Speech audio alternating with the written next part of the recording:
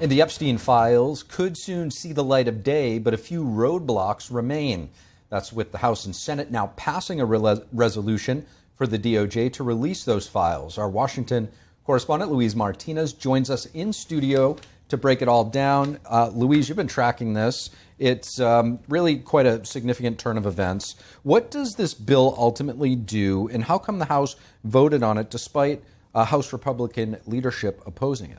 Right. So this bill, Steve, what it does, if it passes the Senate and is signed into law by the president, it would compel the Department of Justice to release all the files it has on the Jeffrey Epstein case. Now, Republican leadership in the House, Speaker Mike Johnson, did not want to put this bill on the House floor because some of the language he found problematic, but there was a discharge petition that was co-sponsored by Congressman Ro Khanna and Thomas Massie that reached the majority, which is 218 votes, and a discharge petition would override the Speaker's agenda and put a bill on the House floor. That happened last week when Adelita Grijalva was sworn in and was the last person to sign in the discharge petition, and we saw the vote today.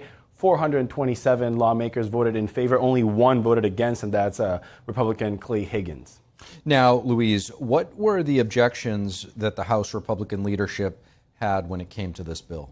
Well, Speaker of the House, there's two objections that he had on this bill. Mike Johnson is saying that, first of all, the House Oversight Committee is already conducting its own investigation into the Epstein files and has released over 50,000 documents that it has gotten from the Department of Justice and also from the Epstein estate. But also the fact that this bill would make the DOJ reveal information that might end up creating new victims. So that's at least what Speaker Mike Johnson has said, new victims, because people that might have had contact with Jeffrey Epstein, might have met him at one point in life, will be mentioned in these files, and that may end their careers, whether they're in business or in other forms of life, even if they are free of guilt. So sort of like another Me Too summer where a lot of people ended up being blamed just because of association and the movement and the furor of people. So Speaker Mike Johnson doesn't want to have a court of public opinion, but have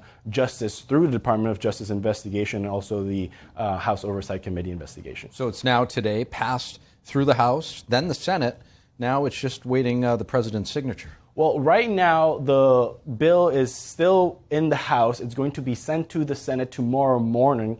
And Schumer has already, the minority leader in the Senate, has already requested unanimous consent once this bill is going to be considered. There were no objections.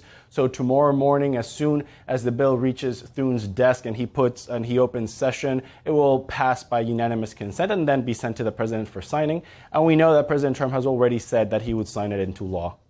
And with that said, we just await the president's signature. And do we have a timetable as to when we might see the files? No, but one of the things that's important for the audience to understand is that one of the things that the bill does not do is compel the Department of Justice to reveal details of the Jeffrey Epstein case and of ongoing investigations. So anything that is ongoing and the DOJ is already looking into right now, open cases, will most likely be either redacted or not revealed. And we know that the Department of Justice right now is investigating prominent Democratic figures that have links with Jeffrey Epstein. So we will likely not see that in the near future, or we'll see redacted versions of those documents. Yeah, to your point, we've seen the president truth out on Truth Social that the former president Bill Clinton, along with Larry Summers, the former Treasury Secretary and longtime Harvard president, all being looked at. So could be a lot of things that we still might not see for quite some time.